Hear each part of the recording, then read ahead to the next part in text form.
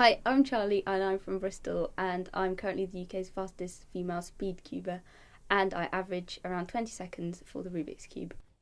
I'm preparing at the moment to go to the French Open, which is in a couple of weeks' time, which is at Disneyland in Paris.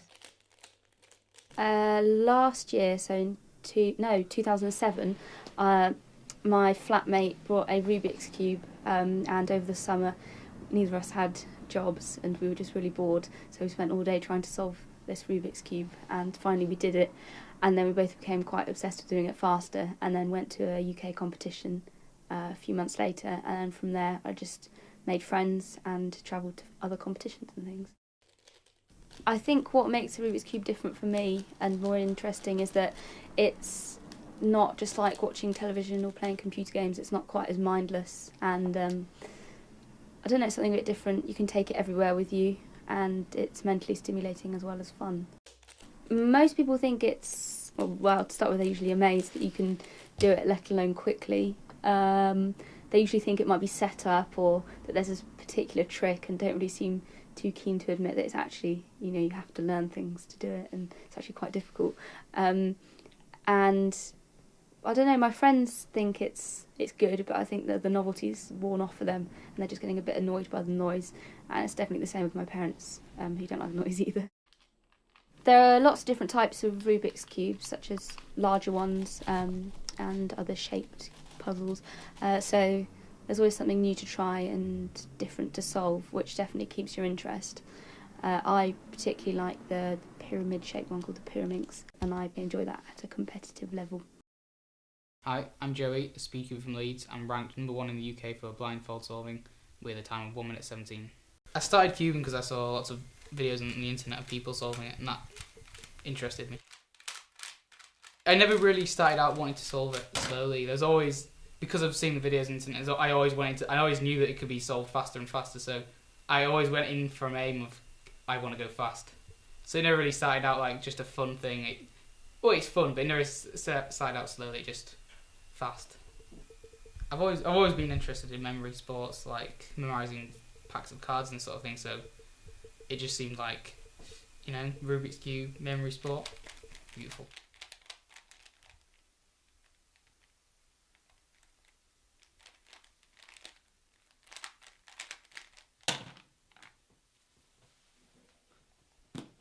Yeah, it's definitely very fun going to a competition together, and going abroad together. It's always great, and always seeing people from all over the world.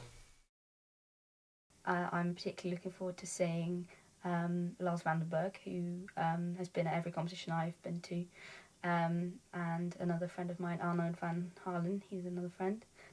To start with, I was quite nervous when I went to competitions because I didn't really know anybody, and for some it can take a while to get to know others, but once you do, everyone's really friendly and it's very much friendly competition rather than hostile competition, and nobody really seems bitter or angry if their records get broken.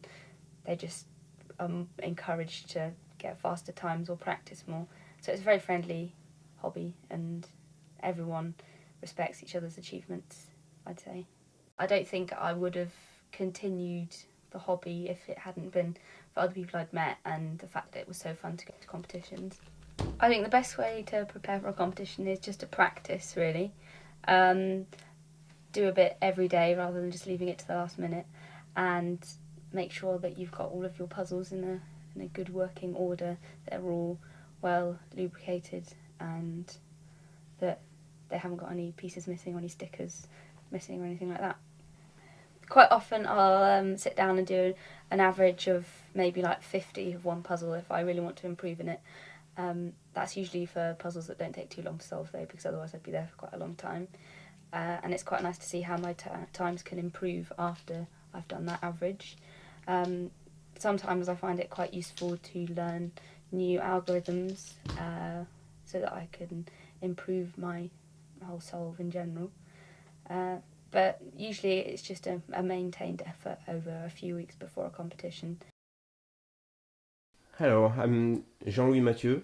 I'm from France. I'm a Rubik collector and also co-organizer of the French Rubik Open. I start collecting from the beginning of the cube in France in 1980, and after I've never stopped collecting. I'm more interested in collecting than Speedcubing, but it's also a part of my interest, of my passion. I was always interested in finding new Rubik's puzzle and twisty puzzles, but it was okay during the 80s and start of 90s, but now I'm more interested in finding new puzzle, not in commercial way, but in creating new puzzle. So I decided a few years ago to start building my own puzzle with a few ideas found either on the internet or in my head, simply. So I decided to create some very fine and very beautiful puzzle like that one, 2x2x4, as an example over a few other puzzles. What I like in those kinds of competition and those kinds of meetings is that a lot of people coming from abroad, of different countries, can share their passion.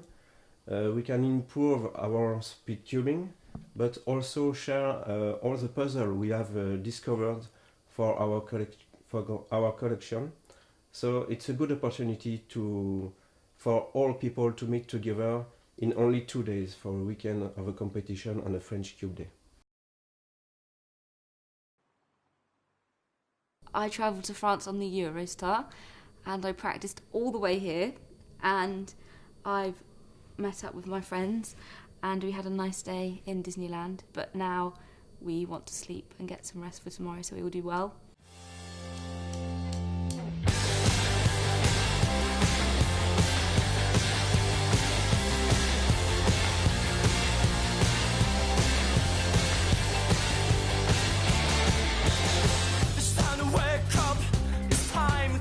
Let's get it started. I feel like there's so much to rearrange. Come on, I need your help with this. Why don't we get it started with the kiss? If memory serves, then why am I still waiting for it to return? My head feels like it's... I'm happy with how it's gone so far. I've broken lots of personal bests and I'm having a very nice time.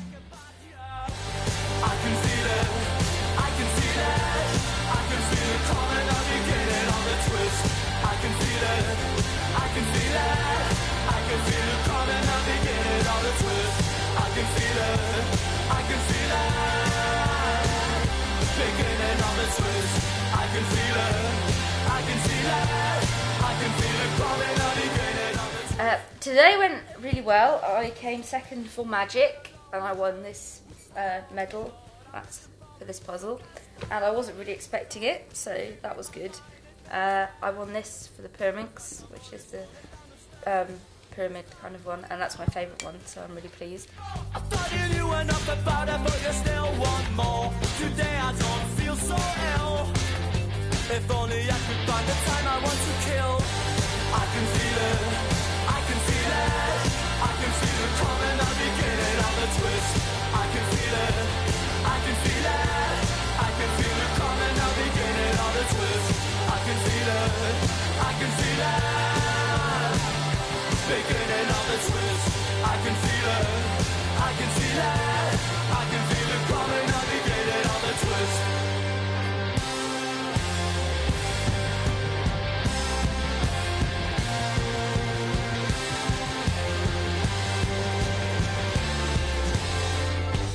I can feel it, I can feel it, I can feel it coming, the beginning of the twist.